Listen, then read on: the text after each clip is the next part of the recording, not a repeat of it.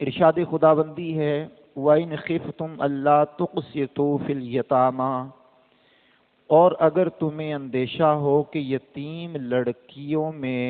انصاف نہ کرو گے تو پھر کیا کرو؟ فَانْكِحُوا مَا طَابَ لَكُم مِّنَ النِّسَاءِ مَثْنَىٰ وَثُلَاثَ وَرُبَاعَ، تو فرمایا کہ تو نکاح میں لاؤ جو عورتیں تمہیں خوش آئیں، جو عورتیں تمہیں خوش آئیں، 2 2 اور 3 3 اور 4 4۔ پھر آگے ارشاد فرمایا فَإِنْ خِفْتُمْ أَلَّا تَعْدِلُوا، پھر اگر ڈرو کہ 2 بیویوں کو برابر نہ رکھ سکو گے تو پھر قرآن نے کہا فَوَاحِدَةً أَوْ مَا مَلَكَتْ أَيْمَانُكُمْ، تو ایک ہی کرو یا کنیزیں جن کے تم مالک ہو، ذَلِكَ أَدْنَىٰ أَلَّا تَعُولُوا، یہ اس سے زیادہ قریب ہے کہ تم سے ظلم نہ ہو۔ یہ میں نے تفسیری ترجمہ آپ کے سامنے سورہ النساء کی آیت نمبر 3 کا رکھا ہے، جس میں مالک کائنات نے زمانہ جاہلیت کے اندر یتیم لڑکیوں کے مال ہڑپ ہڑپ کر کے کھا جانے والوں کو کچھ باتیں سمجھائیں، بتائیں، اور قیامت تک آنے والے مسلمانوں کو ان باتوں سے آگاہ کیا اور تمام مسلمانوں کو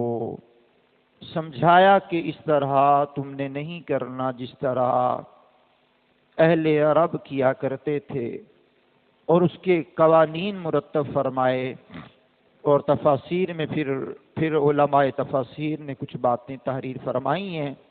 آئیے اس آیہ کریمہ میں پہلا قول آپ کو سناتا ہوں۔ امام حسن بصری رحمۃ اللہ تعالی علیہ کا قول ہے کہ پہلے زمانے میں مدینہ پاک کے لوگ اپنی زیر سرپرستی یتیم لڑکیوں سے ان کے مال کی وجہ سے نکاح کر لیتے، حالانکہ ان کی طرف انہیں کوئی بھی رغبت نہ ہوتی، پھر ان یتیم لڑکیوں کے حقوق پورے بھی نہ کر پاتے، ان کے ساتھ اچھا سلوک بھی نہ کرتے، اور ان کے مال کے وارث بننے کے لیے ان کی موت کے منتظر رہتے۔ اس آیت میں انہیں اس حرکت سے روکا گیا ہے، یعنی کسی کے باپ کے انتقال کے بعد ان یتیم لڑکیوں کو بطور ہمدردی لے لینا کہ ہم ان کی کفالت کریں گے تاکہ ان کے مال بٹور لیں، ان کے مال ہتھیا لیں، اور ان کے مالوں میں سے اپنی جائیداد سمجھ کر کے خرچ کر ڈالیں، تو یہ ان کا مطمع نظر جو تھا اسلام نے اس کو پسند نہیں کیا۔ دوسرا قول یہ ہے کہ لوگ یتیموں کی سرپرستی کرنے سے تو ناانصافی ہو جانے کے ڈر سے گھبراتے تھے، لیکن زنا کی پرواہ نہ کرتے تھے۔ انہیں بتایا گیا کہ اگر تم ناانصافی سے ڈرتے ہو، اندیشہ کرتے ہو کہ یتیموں کے سرپرستی سے گریز کرتے ہو تو زنا بھی نہ کرو، اور زنا سے بھی بچو، اور جو عورتیں تمہارے لیے حلال ہیں ان سے نکاح کر لو۔ 2 باتیں ہو گئی، ایک تو تم یتیموں کے مال کھانے سے دریغ نہیں کرتے، اگر یتیموں کا مال کھانے سے بچنے کی کوشش بھی کرتے ہو تو زنا میں پڑ جاتے ہو۔ تو یہ دونوں ہی طریقے اسلام نے بتائے کہ غلط ہے، یتیموں کا مال کھانا بھی غلط ہے، اور یہ بدکاری، زنا کا معنی اعلیٰ حضرت بدکاری کیا کرتے، تو یہ بدکاری میں پڑ جانا بھی تمہارے لیے ٹھیک نہیں ہے۔ تیسرا قول اسی آیت کریمہ کے بارے میں یہ ہے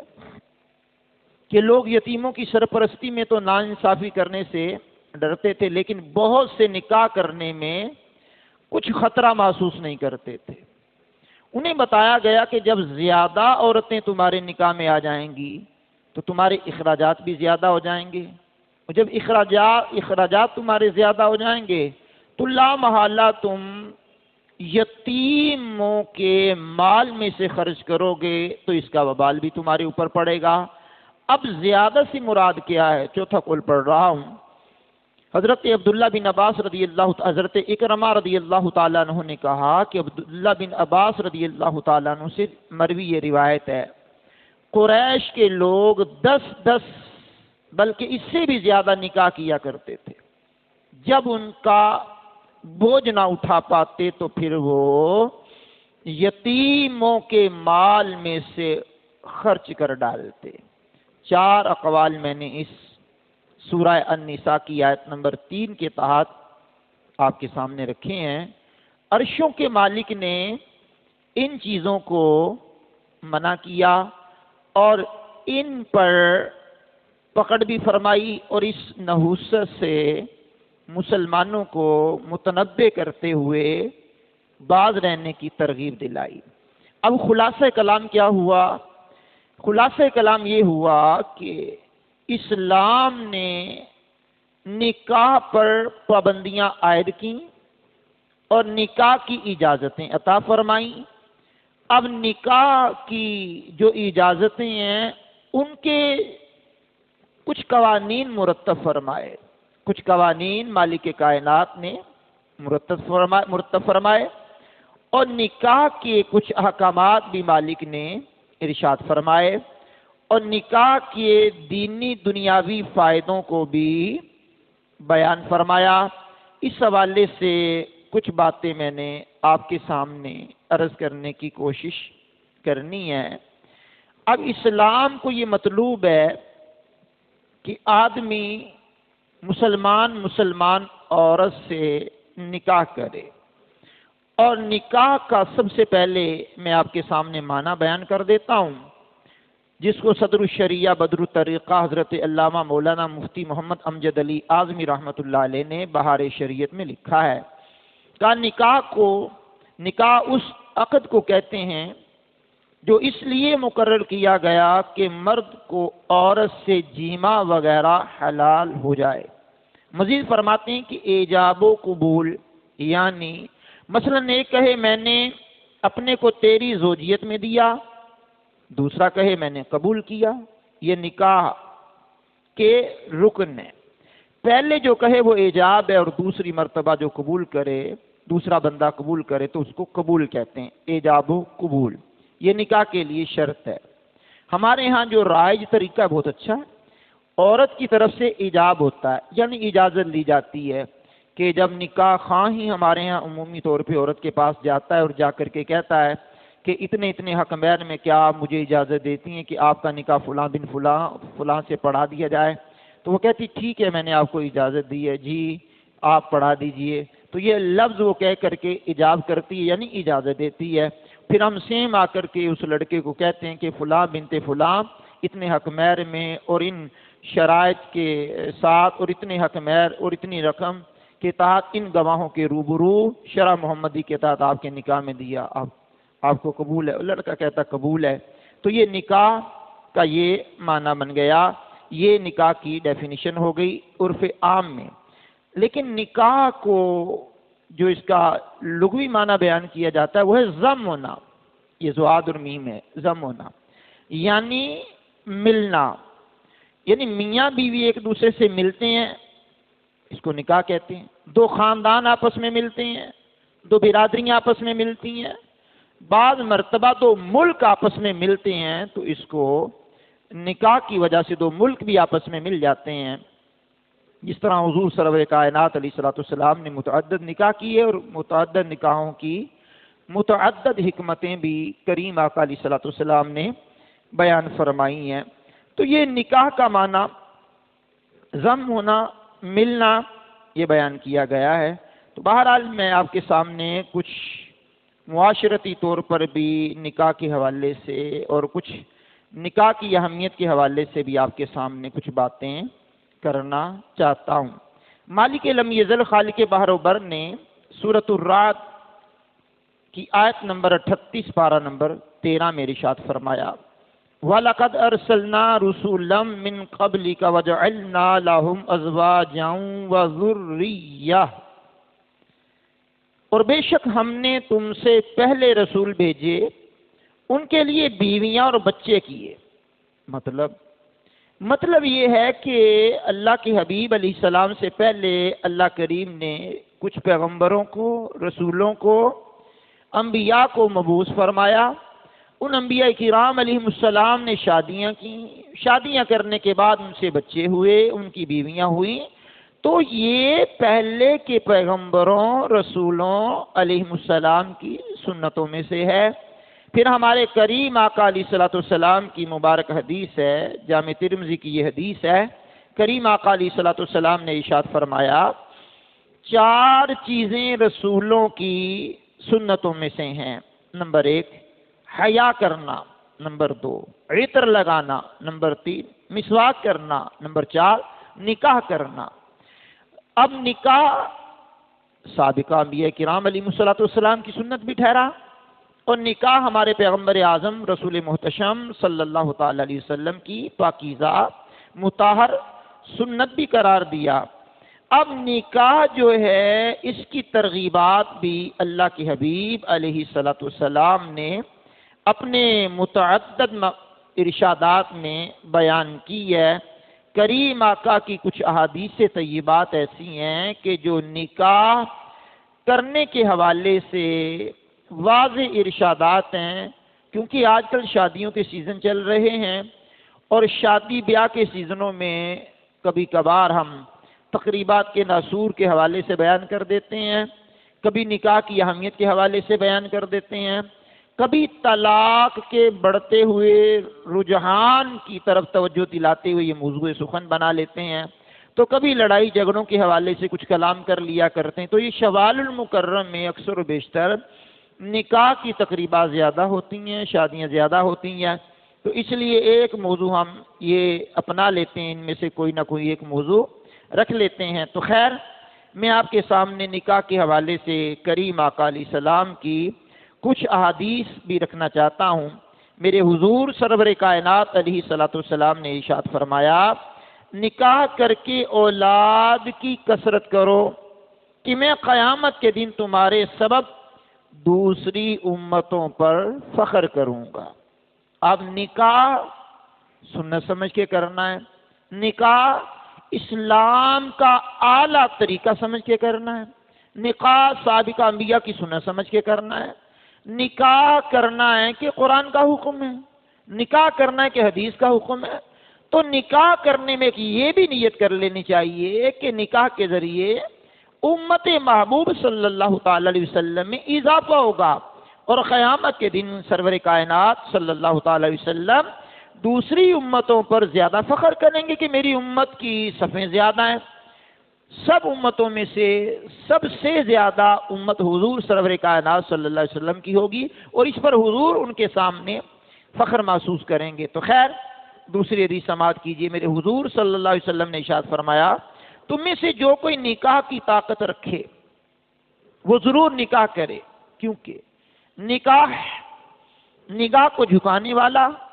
شرمگاہ کی حفاظت کرنے والا، اور جو نکاح کی طاقت نہ رکھتا ہو اسے چاہیے کہ روزے رکھے، روزہ اس کے لیے ڈھال ہے۔ مطلب یہ ہے کہ جو طاقت رکھتا ہو، اب طاقت فی زمانہ جس ڈگر پر ہم لوگ چل پڑے ہیں وہ ڈگر بڑی عجیب ہے، دیکھا دیکھی کے معاملات ہم نے اپنا لیے۔ اب نکاح کو اتنا مشکل بنا دیا کہ الامان الحفیظ، الامان والحفیظ۔ حالانکہ یہ نکاح کے بارے میں کریم آقا نے فرمایا نکاح کو جھکانے والا ہے۔ مطلب یہ ہے کہ انسان کے اندر شرم و حیا کا جو مادہ ہے اس کو اجاگر کرتا ہے، نگاہ کو پاکیزہ بنا دیتا ہے، کیونکہ اٹھتی نہیں نظر کسی اور کی طرف، پابند کر گئی ہے کسی کی نظر مجھے۔ تو نظر کی حفاظت کرنے والا، شرمگاہ کی حفاظت کرنے والا یہ نکاح ہے۔ اور فرمایا گیا کہ اگر نکاح کی طاقت نہ ہو، یعنی نان نفقہ، عورت کے لیے کھانے پینے اور بنیادی ضروریات کا اگر بندے کے پاس طاقت اور قوت نہ ہو تو پھر وہ روزے رکھے۔ اب روزہ شہوت کو کاٹنے والا ہے، ڈھال ہے، سپر ہے، یہ گناہوں کے آگے ڈھال ہے۔ جب بندہ حالت روزہ میں ہوتا ہے تو یقیناً اس کے اعضاء اتنی تیزی سے کام نہیں کر رہے ہوتے، وہ نڈھال ہوتا ہے۔ جب نڈھال ہوتا ہے نفس مغلوب ہوتا ہے، جب نفس مغلوب ہوتا ہے تو روحانیت اس وقت غالب ہوتی ہے۔ جب روحانیت غالب ہوتی ہے تو پھر اس کا دھیان گناہ کی طرف نہیں جاتا۔ یہ کریم آقا علیہ الصلوۃ والسلام کی حدیث مبارکہ کا کچھ خلاصہ میں نے آپ کے سامنے بیان کیا۔ ایک اور حدیث سنیے، میرے کریم آقا علیہ السلام نے ارشاد فرمایا، جس نے نکاح کیا بے شک اس نے اپنا آدھا ایمان بچا لیا، باقی آدھے ایمان کے لیے تقوی اختیار کرے، اللہ سے ڈرے۔ نکاح کے ذریعے بندے کا آدھا ایمان محفوظ ہو گیا۔ آدھے ایمان نکاح کی وجہ سے بچ جانے کی بشارت حضور سراپا نور علیہ الصلوۃ والسلام نے عطا فرما دی ہے۔ چوتھی حدیث پاک بھی سنیے، فرمایا جب تم میں سے کوئی نکاح کر لیتا ہے تو شیطان کہتا ہے، ہائے افسوس، ابن آدم نے مجھ سے 2/3 دین محفوظ کر لیا۔ یعنی اگر دین کو 3 حصوں میں تقسیم کر لیا جائے تو 2 حصے اس نے نکاح کرنے کے بعد محفوظ کر لیے۔ اب نکاح کیا تو دین کا 2/3 حصہ اس نے محفوظ کر لیا، بقیہ کے لیے وہ زہد و تقوی اختیار کر لے۔ تو نکاح کے فضائل، نکاح کے بارے میں نبی کریم علیہ السلام کے ارشادات میں ایک یہ بھی ارشاد ہے، فرمایا 2 محبت کرنے والوں کے لیے نکاح سے بہتر اور کوئی تعلق نہیں دیکھا گیا۔ اب ہمارے ہاں تو محبت کے معیار بھی عجیب ہو گئے، پیار کے انداز بھی عجیب ہو گئے۔ ہمارے معاشرے کے اندر سوشل میڈیا کے ذریعے بڑھتے ہوئے رجحانات اتنی تیزی سے خرافات کی طرف بڑھ رہے ہیں، ابھی ہم ایک فتنے کے بارے میں سوچ رہے ہوتے ہیں دوسرا فتنہ سر اٹھا لیتا ہے، ابھی دوسرے فتنے کے بارے میں سوچ رہے ہوتے ہیں تو تیسرا فتنہ سر اٹھا لیتا ہے، ابھی ایک برائی کے بارے میں روک تھام کی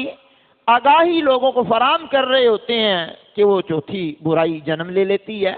اب اتنی تیزی سے بڑھتے ہوئے رجحانات برائیوں کے، الامان الامان الامان، اور دین کی طرف توجہ لوگوں کی نہ ہونے کے برابر رہ گئی، تو بتائیے پھر گناہ عام ہوں گے کہ نہیں ہوں گے؟ اب گناہ جب عام ہوں گے تو پھر وہ محبت کے نام پر عالمی محبت کے دن ہو یا فلاں محبت کے دن ہو تو فلاں دن ہو تو فلاں دن ہو تو فلاں دن ہو تو فلاں دن ہو، تو جس کا اسلام سے کوئی تعلق ہی نہیں، اور محبت اگر 2 میں ہے تو نکاح سے بڑھ کر تعلق کوئی نہیں ہے۔ اب نکاح کے ذریعے اس کو حلال کر لیا جائے، نکاح کے ذریعے اپنے ایمان کی بھی حفاظت کر لی جائے، اپنے اعمال کی بھی حفاظت کر لی جائے، اپنی شرمگاہ کی بھی حفاظت کر لی جائے، اپنے جناب والا دین کی بھی حفاظت کر لی جائے، اپنے معاملات کی بھی حفاظت کر لی جائے، اپنے معاملات میں سلجھاؤ کے لیے نکاح کو لازم کر لیا جائے۔ تو آئیے اس کے علاوہ میں ایک اور حدیث آپ کے سامنے رکھنا چاہتا ہوں، میرے کریم آقا علیہ السلام کی مبارکہ حدیث میں سے ایک یہ حدیث بھی ہے، فرمایا شادی شدہ کی 2 رکعتیں غیر شادی شدہ کی 70 رکعتوں سے بہتر ہے، اور ایک روایت میں ہے کہ 82 رکعتوں سے بہتر ہے۔ اب آپ غور کر لیں کہ شادی شدہ انسان اگر 2 رکعتیں پڑھ لے اور غیر شادی شدہ 70 رکعتیں پڑھے یا 82 رکعتیں پڑھے، تو یہ 2 والے کی 2 رکعتیں شادی شدہ ہونے کی وجہ سے بہتر ہیں۔ اب اس کی شروحات علماء ربانیین نے اور شروحات کرنے والوں نے شرح کی ہے کہ یکسوئی کے ساتھ جو بندہ شادی شدہ اللہ کی عبادت کرتا ہے کہ اس کے دل و دماغ میں فتور نہیں ہوتا، اس کے دل و دماغ میں گندگی نہیں ہوتی، اس کے دل و دماغ میں عجیب قسم کے خیالات نہیں ہوتے، عجیب قسم کے فلمیں ڈرامے دیکھ کر کے اس کا ذہن خراب نہیں ہوا ہوتا، اس کا ذہن پاکیزہ ہو جاتا ہے، کیونکہ نکاح کے ذریعے وہ اپنی جو معاملات ہیں ان کو حق کی زوجیت کے ذریعے ادا کر لیتا ہے، اس لیے عبادت میں اس کا دل لگتا ہے، عبادت میں دل جمی نصیب ہوتی ہے۔ تو اس کی پڑھے جانے والی 2 رکعتیں بھی غیر شادی شدہ سے 70 رکعتیں بھی اگر پڑھ لے یا 82 رکعتیں بھی پڑھ لے تو یہ 2 رکعتیں اس پر بھاری ہو جاتی ہیں، کیونکہ یہ دل جمی سے عبادت کرتا ہے۔ آئیے میرے کریم آقا علیہ الصلوۃ والسلام کی یہ مبارک احادیث سننے کے حوالے سے آپ نے توجہ فرمائی، اور توجہ فرما کر کے یہ حدیث سنی ہے سورہ النساء کی آیت نمبر 3 کو جو میں نے موضوع سخن بنایا، اور اس کے حوالے سے نکاح کے اعتبار سے میں نے کچھ حدیث آپ کو سنائی، نکاح کا معنی مطلب آپ کے سامنے رکھا۔ اب نکاح کے فوائد بھی علماء نے بیان کیے، بالخصوص حجت الاسلام امام محمد بن محمد غزالی رحمۃ اللہ تعالی علیہ نے نکاح کے کچھ فائدے بیان کیے۔ ان فائدوں میں سے 5 فائدے میں آپ کے سامنے بیان کر دیتا ہوں جو حجت الاسلام امام محمد غزالی رحمۃ اللہ علیہ نے احیاء العلوم میں لکھے ہیں۔ امام غزالی فرماتے ہیں کہ نکاح کے 5 فائدے ہیں، نکاح کی 5 فائدے ہیں۔ نمبر 1، اولاد حاصل ہوتی ہے، نکاح کے ذریعے اللہ کریم کرم فرماتا ہے تو اولاد حاصل ہوتی ہے۔ اور آپ پیچھے حدیث سن چکے ہیں کہ حضور قیامت کے دن اپنی امت کی کثرت پر دیگر امتوں پر فخر کریں گے، تو اولاد ملنے کا سبب نکاح ہے، اور نکاح کا یہ فائدہ ہے کہ امت محبوب میں اضافہ ہوتا ہے، امت محبوب بڑھتی ہے، اور جس سے قیامت کے دن کریم آقا علیہ الصلوۃ والسلام فخر کریں گے دیگر امتوں سے۔ حجت الاسلام امام غزالی دوسرے نمبر پر نکاح کا فائدہ بیان کرتے ہیں کہ نکاح جو ہے شہوت کو توڑتا ہے، شہوت کو کم کرتا ہے، یعنی کہ جو اس کے اندر ایک فطرت انسانی کی وجہ سے جذبہ موجود ہوتا ہے، وہ نکاح کے ذریعے اس جذبے کو پایہ تکمیل تک پہنچاتا ہے، حلال ذریعے سے اس جذبے کی تسکین کرتا ہے، اور حلال ذریعے سے اس کی جب تسکین ہو جاتی ہے تو اس کا بہت بڑا فائدہ ہے کہ وہ ادھر ادھر منہ مارنے سے بندہ بچ جاتا ہے، حلال کھاتا ہے، حلال استعمال کرتا ہے، حلال کے ذریعے اپنے ایمان کو بھی محفوظ کر لیتا ہے۔ تیسرا فائدہ امام غزالی اس کا فرماتے ہیں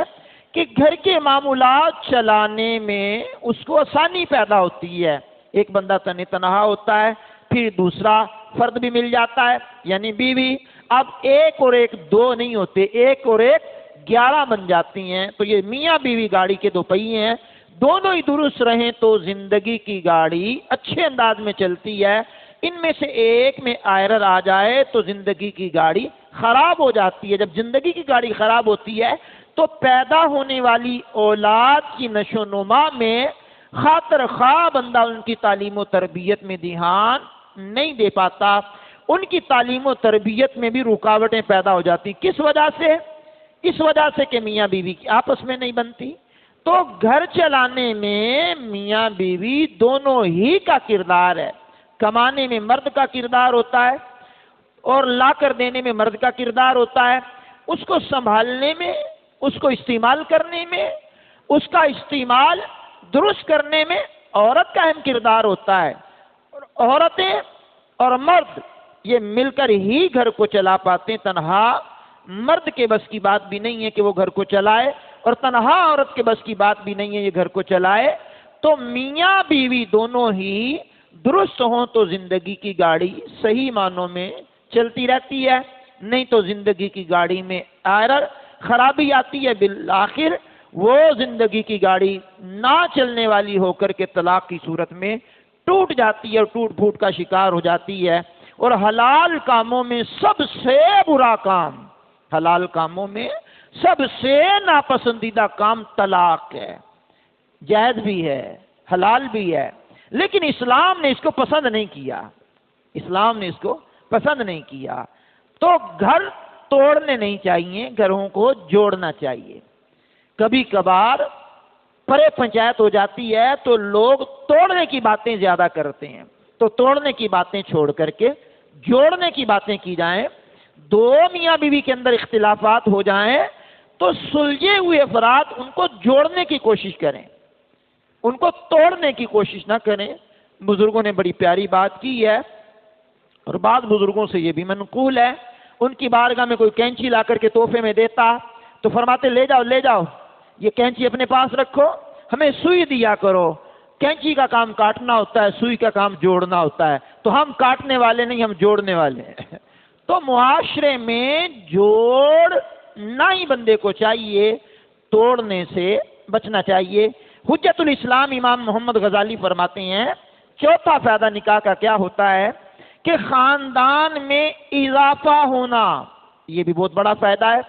خاندان میں اضافہ ہوتا ہے، فیملی ممبران میں اضافہ ہوتا ہے۔ جب فیملی ممبران میں اضافہ ہوتا ہے تو یہ ایک اچھا نظام ہے، فیملی بڑھتی ہے، اولاد بڑھتی ہے، بیٹے بڑھتے ہیں، بیٹیاں بڑھتی ہیں، تو وہ بعض مرتبہ وہ تسکین جان بن جاتے ہیں، اور بعض مرتبہ والدین کا سہارا بن جاتے ہیں، والدین کا بوجھ تقسیم ہو جاتا ہے، وہ بوجھ کو اٹھا لیتے ہیں، اور پھر یہ اللہ کریم کی خاص نظر عنایت ہوتی ہے۔ پھر پانچواں فائدہ حجت الاسلام امام محمد غزالی فرماتے ہیں کہ یہ ہوتا ہے کہ عورتوں یعنی بیویوں کے ساتھ رہنے کے ذریعے مجاہدہ نفس کرنا پڑتا ہے۔ اب یہ بھی ایک فائدہ ہے۔ اب اتنا بڑے فائدے امام غزالی رحمۃ اللہ تعالی علیہ بیان کرتے ہیں، لیکن ہمارے معاشرے میں ہمارے ہاں نکاح کے رجحان تو ہیں، یہ اسلامی معاشرہ ہے یقیناً، اور اسلام کو نکاح پسند ہے، اسلام نکاح کی ترغیب دلاتا ہے، قرآن کریم اس پر شاہد ہے، احادیث طیبہ اس پر شاہد ہیں، اقوال محدثین اس پر شاہد ہیں، علماء ربانیین اس کے فوائد بیان کرتے ہیں۔ لیکن اللہ معاف فرمائے، نکاح کی تاخیر کے باعث نکاح کی تاخیر ہونے کے بعد جو جرائم سر انجام دیے جاتے ہیں، اور جن گناہوں کی طرف نوجوان مائل ہوتے ہیں، صرف مائل نہیں ہوتے، قائل ہوتے ہیں، صرف قائل نہیں ہوتے، عامل بن جاتے ہیں اس گناہ کے عادی بن جاتے ہیں۔ ایک تو نکاح میں تاخیر کی وجہ سے نوجوان کی زندگی تباہ ہوتی ہے، نمبر 2 نکاح میں تاخیر کی وجہ سے لڑکیوں کی زندگی تباہ ہوتی ہے، نمبر 3 پھر معاشرے کے لیے یہ حضرات و خواتین ناسور بن جاتے ہیں۔ جب ناسور بن جاتے ہیں تو معاشرے میں بگاڑ پیدا ہوتا ہے، جب معاشرے میں بگاڑ پیدا ہوتا ہے تو بے حیائی جنم لیتی ہے، جب بے حیائی جنم لیتی ہے تو بقول حدیث کے کہا اگر تمہارے اندر حیا نہیں ہے تو جو مرضی کرو، جب حیا ہی نکل گئی تو پھر حیا کا جنازہ نکل گیا، اب بچا کیا ہے پیچھے؟ بچا تو کچھ بھی نہیں ہے۔ تو لڑکیوں کے سروں پہ چاندی اتر آئی، لڑکوں کے سروں پہ چاندی اتر آئی، مطلب سفید بال ہو گئے، نکاح نہیں ہو رہا۔ کیوں نہیں ہو رہا جناب؟ اب للے ہیں، لگڑے ہیں، اندھے ہیں، کانے ہیں، پاگل ہے، مینٹل ہے، کیا ہیں؟ کہا سارا کچھ ٹھیک ہے۔ نکھٹو ہیں؟ کہا نہیں، کماتا ہوں۔ گھر چلانے کی صلاحیت نہیں ہے؟ اچھا بھئی آپ نامرد ہیں؟ کہا نہیں، نامرد بھی نہیں ہوں۔ تو بھئی نکاح کیجئے۔ کہا نکاح کے اخراجات نہیں ہیں۔ نکاح کے اخراجات سے کیا مراد ہے آپ کی جناب؟ ذرا وضاحت کریں گے جناب؟ یہاں تو عمومی طور پر ہمارے یہاں کا دین بڑا مشکل بنا دیا گیا ہے۔ میں نے کہا کبھی دین کی سٹڈی کی ہو تو پتا ہو، دین اسلام کو پڑھا ہو تو پتا ہو، دین اسلام کے بارے میں معلومات ہو تو پتا ہو۔ اب جتنا نکاح دین اسلام نے آسان کیا کسی اور دین نے کیا ہی نہیں ہے۔ دین اسلام نے زنا سے روک کر کے نکاح کو آسان بنایا۔ اب آپ آئیے، نکاح کرنے کے لیے کیا ضروری ہے؟ نکاح کرنے کے لیے بندہ کمانے والا ہو اور وہ بیوی کے روز مرہ کی ضروریات کو پوری کرنے والا ہو، اس کی روٹی کپڑا مکان وغیرہ وہ اس کی دیکھ بھال کرنے میں کماتا ہو، بس بہت ضروری ہے یہ۔ اب اس کے علاوہ کیا دین اسلام نے کہا ہے کہ 2 گواہ ہوں۔ پھر کیا دین اسلام نے کہا ہے؟ کہا لڑکی اجازت دے دے، لڑکا قبول کر لے، ٹھیک ہے، خطبہ سنت بن جائے گا، اعلانیہ طور پر ہونا یہ مستحب بن جائے گا، اور نکاح کا خطبہ سنت قرار پائے گا۔ اب یہی شرائط حق مہر ہے، اور حق مہر فی زمانہ جو ہوتا ہے ہمارے ہاں وہ یہی ہے کہ 10 درہم کی چاندی کے برابر، یعنی 2 تولے 7.5 ماشے چاندی یا اس کی رقم۔ پھر آگے پھر اس کی شکیں ہیں، معجل اور معجل۔ اگر عرف عام میں پڑھ لیں تو یہ ہم پڑھتے ہیں میم عین جیم لام، معجل جلدی ادا کرنے والا، معجل یہ میم اور حمزہ اور جیم اور لام پڑھتے ہیں ہم، اس کا مطلب ہوتا تاخیر سے دینے والا۔ اگر بر موقع بھی پورا حق میں ہے 10 درہم، وہ فی زمانہ اگر 30 یا 35 ہزار بنتے ہیں تو اس میں سے 5 ہزار پہ موقع پر ادا کر دیں، اور معجل تاخیر سے 30 ہزار پہ معجل میں ڈال دیں، یعنی غیر معجل میں ڈال دیں، تو یہ بھی کام چل جاتا۔ اب اس کے علاوہ کیا ہے؟ اب اس کے علاوہ ہے ہماری ناک کا مسئلہ، دین کا مسئلہ نہیں ہے، ہماری ناک کا مسئلہ ہے۔ ہماری ناک کا کیا مسئلہ ہے؟ اتنا بڑا اہتمام ہونا چاہیے۔ کتنا بڑا ہونا چاہیے جناب؟ کم از کم 500-600 بندوں کا مجمع ہونا چاہیے۔ چلیں جناب مان لیا 500-600 بندے بلا کر کے آپ نے کرنے کیا ہے؟ بولا پتہ چلے نا شادی ہو رہی ہے نا، ہیں میرے بیٹے کی شادی ہو رہی ہے نا، بیٹی کی شادی، چلیے جناب اس کو بھی قبول کر لیا گیا کہ چلو مان لیا خوشی کا موقع ہے، لیکن یہ کیا خوشیاں، اللہ اکبر اللہ اکبر، جن کے ہاں شادیاں ہوتی ہیں کبھی تنہائی میں سیریس ہو کر کے، مذاق سے بالا طاق ہو کر کے کبھی ان کو پوچھئے کہ آپ یہ جو کام سارے کر رہے ہیں آپ خوش ہیں اس میں؟ کہا خوشیاں کہاں رہ گئی ہیں، ہمیں تو وہ بات یاد آتی ہے، ظاہری بات ہے آدھی صدی سے زیادہ وقت ہم نے دنیا میں گزار لیا ہے، اور ظاہری بات ہے آخرت کی منزل کی طرف ہم تیزی سے بڑھ رہے ہیں، اور زندگی کا ایک حصہ گزارا ہے معاشرے میں اور گزار رہے ہیں، تو وہ جو خوشیاں پہلے تھیں کہ جب دریوں پہ بٹھا کر کے ایک ہی پلیٹ میں نمکین چاول اور اسی پلیٹ کے اندر میٹھے چاول ڈال کر کے، وہ زردے رنگ والے، زردہ ہی کہتے تھے اس کو، وہ دے دیا جاتا مہمانوں کو، اور مہمان بھی کھا کر کے ڈکار لیتے اور خوش ہو جاتے اور دعائیں دیتے ہوئے جاتے۔ آج آپ معاشرے میں ولیمے کے اوپر جتنی مرضی ڈشیں پکا لیں، اور بعض تو پھر ایسے ہی ہوتے ہیں کہ نا سانو تے ملے ہی کوئی نہیں۔ اب جب ان کو بعد میں موویاں دکھائی جاتی ہیں کہ تمہاری پلیٹ تو بھری ہوئی تھی، تمہارے اوپر تو بندہ کھڑا ہوا تھا اور تم تو کھا رہے تھے، یہ کیمرے کی آنکھ نے تو ریکارڈ کر لیا ہے، تم کیسے جھوٹ بول سکتے ہو؟ تو یہ وہ لوگ ہوتے ہیں جو برادریوں میں دراڑ ڈالتے ہیں، برادریوں میں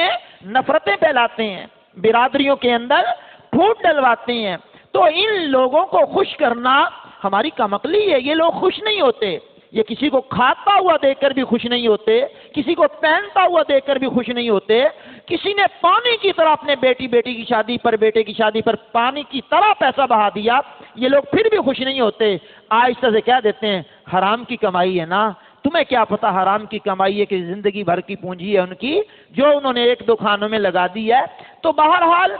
نکاح تو اسلام نے آسان کیا تھا، نکاح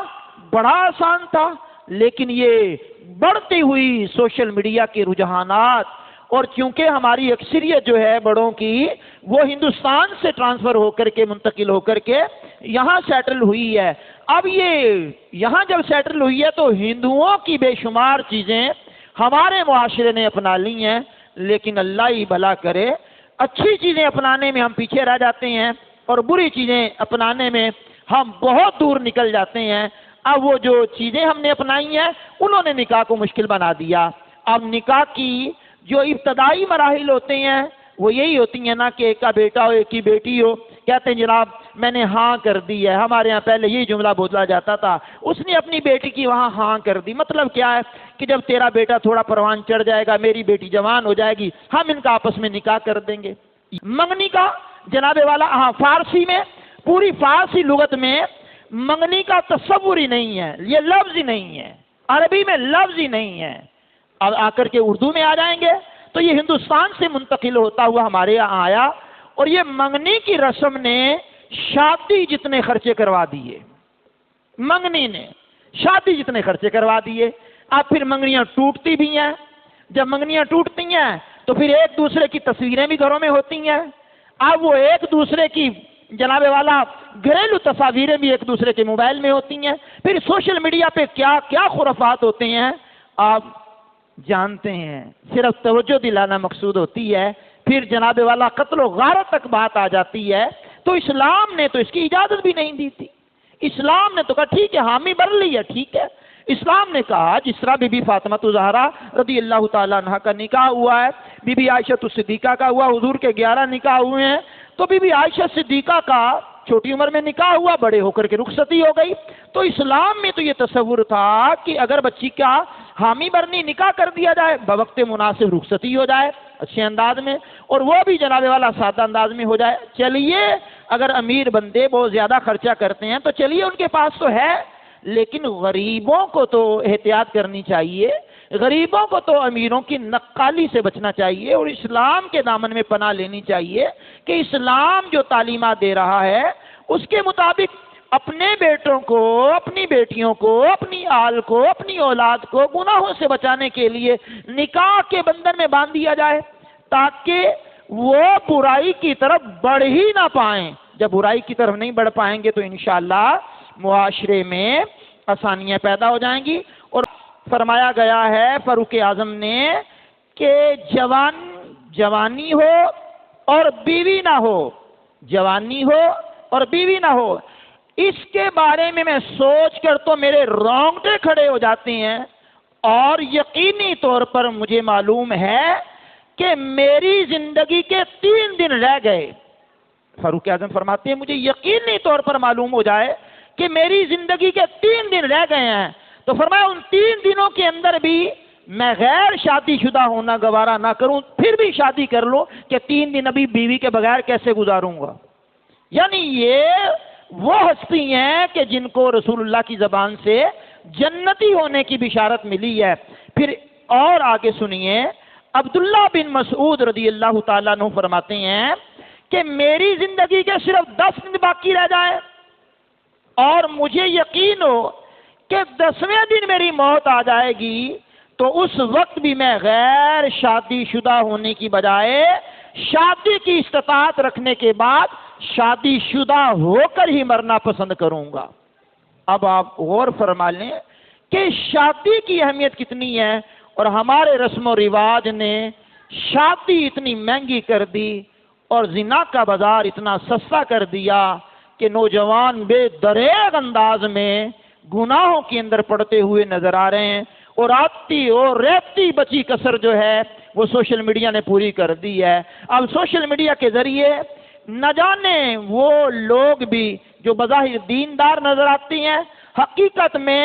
دیندار ہوتے نہیں ہیں، اور وہ ان کی تنہائیاں پہلے تو پاکیزہ انداز میں گزرتی تھیں، اب پاکیزہ انداز میں گزرنے کی بجائے موبائل کی نظر ہو جاتی ہیں، اور موبائل میں وہ کیا کیا دیکھتے ہیں۔ الامان الامان الامان، اللہ جس کو محفوظ فرمائے وہ محفوظ رہ سکتا ہے، وگرنہ بڑا مشکل ہے۔ آپ کو میرا ایک مشورہ ہے، اگر آپ گھر کے سربراہ ہیں تب بھی آپ کو مشورہ ہے، اگر آپ گھر کے چھوٹے ہیں تب بھی آپ کو مشورہ ہے، آپ سن رہے ہیں تب بھی آپ کو مشورہ ہے، بعد میں سنیں گے تب بھی آپ کو مشورہ ہے، کم از کم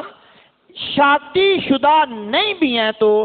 اسلامی طرز عمل میں شادی کس کو کہتے ہیں، اور اسلامی شادی کیا ہوتی ہے، اسلام اور شادی کا تصور کیا ہے۔ ظاہری بات ہے میرے آدھے پونے گھنٹے کے بیان کے ذریعے تو آپ کو نہیں پتا چلے گا، تو یہ پوری بک ہے اسلامی شادی، یہ اتنی زبردست۔ المدینۃ العلمیہ یہ ہمارا اسلامک ریسرچ سینٹر ہے جو مفتیان کرام علماء کرام پر مشتمل ہے، انہوں نے یہ کتاب مرتب فرمائی ہے، اور علمیہ کی بہت بڑی کاوش ہے۔ ایک سلسلہ ہمارے نگران شورا حاجی محمد عمران اتاری صاحب کا چلا ہے، اسلام اور شادی، اس کی تقریباً 14 اقساط یوٹیوب پر آپ کو مل جائیں گی اسلام اور شادی کے نام سے۔ اگر آپ سرچ کریں گے حاجی محمد عمران اتاری صاحب تو ان کی 14 اقساط کو سامنے رکھ کر کے کچھ ترمیم اور اضافے کے ساتھ یہ کتاب تیار کی گئی ہے، اسلامی شادی۔ یہ ہر گھر کی ضرورت ہے یہ کتاب، اس کتاب کو مکتبۃ المدینہ نے چھاپا ہے، اور اس کو اپنے مطالعے میں رکھیں، اور اس کو ذرا سیریس انداز میں لے کر کے اس کو پڑھیں، پڑھنے کے بعد اس پہ غور کریں، غور کرنے کے بعد اسلامی نقطہ نظر کو سمجھیں کہ شادی جیسا حساس کام کیا یہ مہنگے سے مہنگا ہونا چاہیے یا سستے سے سستا ہونا چاہیے۔ بڑے ہی متحمل انداز میں سوچ کر کے سمجھ کر کے پھر اپنی زندگی کے فیصلے، آگے اپنی آل اولاد کے فیصلے کرنے میں ذرا اجلت کریں، جلدی کریں، ذرا بیٹے بیٹیوں کی عمریں اتنی نہ بڑھنے دیں کہ وہ گناہوں کی طرف ملوث اور گناہوں کے اندر